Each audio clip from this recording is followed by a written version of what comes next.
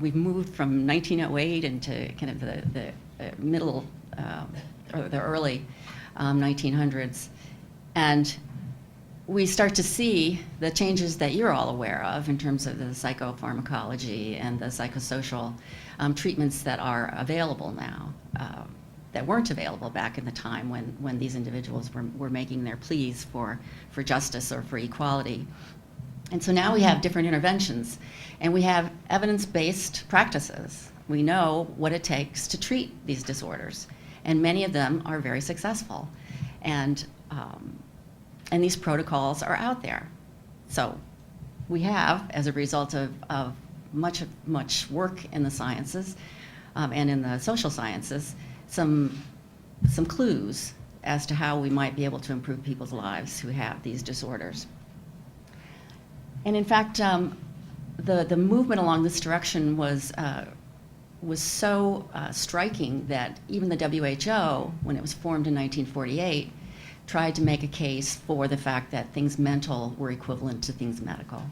It was ignored for a long time, and in fact, the Surgeon General's report just out in 2000, I think it was, in 1999, reiterated that. So it had been 50 years, but it was recognized, at least on the world scale, that these were issues that needed to be discussed together. So we get through the almshouses and the public houses and the warehouses and the public system, and we come to this realization that we have treatment, perhaps, for these individuals, and they maybe shouldn't be housed in these particular types of institutions. And in fact, the state hospitals that we have in all 50 states really aren't functioning the way we want them to. And so rather than form following function, which is what we'd like to think happened, it essentially followed funding. And so what happens with the state allocation to the state public hospitals dried up. And so there was this movement toward deinstitutionalization. Part of the deinstitutionalization movement was on the basis of the fact that people would be treated better outside the institutions, but it was also because funding was cut for those state hospitals. And so the state hospitals in general closed.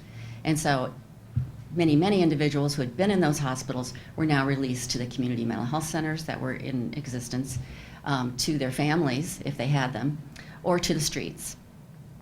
And so, as you know, in fact, the current economy has certainly pointed out the prevalence of the homeless and the growing numbers of the homeless. But the numbers of the homeless at the time of deinstitutionalization was about 5 times greater than it is today.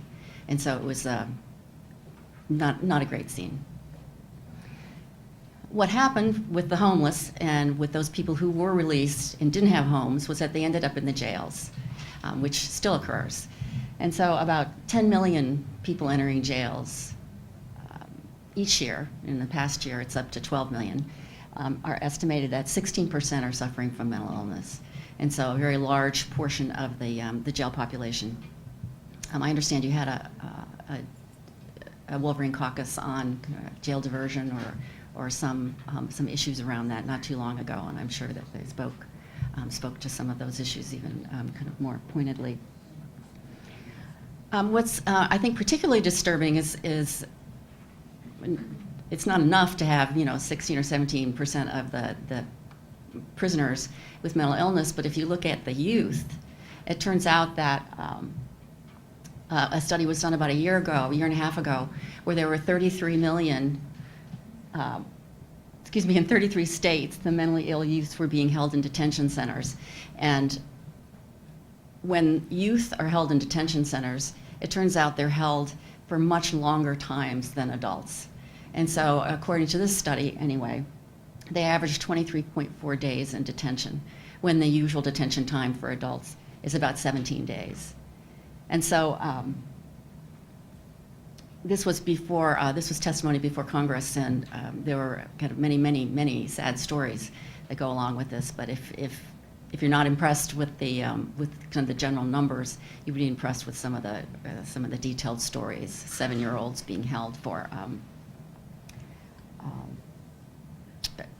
mental health treatment, and some way more than 30 days. And I don't know if any of you are working in that particular area, but been doing some visits across the country to juvenile detention facilities, and there's a real effort and a real recognition that this is a problem, but not a lot of solutions, not a lot of effective solutions to it at this point. Let's skip this. This issue of jailing the mentally ill or housing them in prisons rather than in kind of treatment facilities is not just local to the U.S. or to Michigan or any place else, but it's actually a worldwide phenomenon. And political psychiatry is certainly practiced in many of the countries that you see represented here. So we've made it to the kind of mid-60s. WHO has said we really should be considering mental and medical in the same breath. We need to think about kind of the medical-mental model as being one package. There were many of us who worked very hard to get a medical image that included mental health, because that seemed like the most progressive way to try and get mental illness or substance abuse recognized in the medical community, was to make it part of medicine, make it part of the medical model. And so there were about 20 years where that movement was really strong and working toward it. In 1981, there was a study, probably the first study and probably the most remarkable study, that showed that mental health and substance abuse were indeed insurable. And I know that probably sounds strange, but if you think of insurance as being only for those conditions over which you have really no control, something isn't really insurable unless there's some probability that you won't use them. And for the longest time, the belief was if you had a psychiatric illness or substance abuse and you were given insurance, you would just use it. You would just for sure use it, and you'd use it a lot. And so it wasn't considered really insurable because there wasn't this probability that you wouldn't use it. At least that was the belief. So Tom McGuire, who's now at Harvard, back in 1981 published a book that was actually sponsored by the American Psychiatric Association, and he did a 2-year study looking at individuals who came into doctors' offices and tried to determine whether or not, what kinds of conditions they had and whether or not that would be considered insurable. And it was found, and it was believed by the medical community, that mental illness and substance abuse or addiction services did really fall within the same category as medical insurance, in that we have about as much chance of or as much decision-making power to go for an office visit for a medical condition as we do for going to a counselor or a psychologist or a psychiatrist for care. So it's at least considered in the same category as being insurable.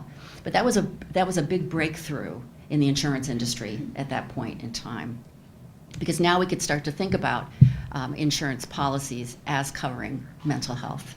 It was a little later before substance abuse, but mental health generally. And then I'm sure most of you remember the managed care movement, which some would say still isn't dead, others would say has been dead a long time. But there was an effort, as insurance prices went up, to try and get some management, right? Manage these costs. Let's do something with the insurance that we can do that. And so managed care came in. And with regard to mental health, the response among providers was really striking, in that there was a panic, essentially, among mental health providers, that if you start to use managed care on behavioral health, it would cause unprecedented turmoil, or it would cause a professional backlash, the New York Psychiatric Association. Or it's really a tragic irony that when resources are needed so badly, that we would actually try and manage them. So there was kind of almost a knee-jerk reaction without a lot of understanding as to what shape it might take. The real move toward trying to get some handle on insurance for mental illness and substance abuse actually came from the employers. Remember, I talked about the medical-mental model. So at that point in time, your insurance policies, if you were employed, covered both mental health and it covered medical. There were a lot more constraints on your mental health coverage. But because it was in this medical model, employers were finding, when they looked at where their costs were coming from year to year, they were coming from the mental illness side. And so it was the employers that said, you need to come up with some other managed care scheme, because we have to be able to control our costs. we've looked at our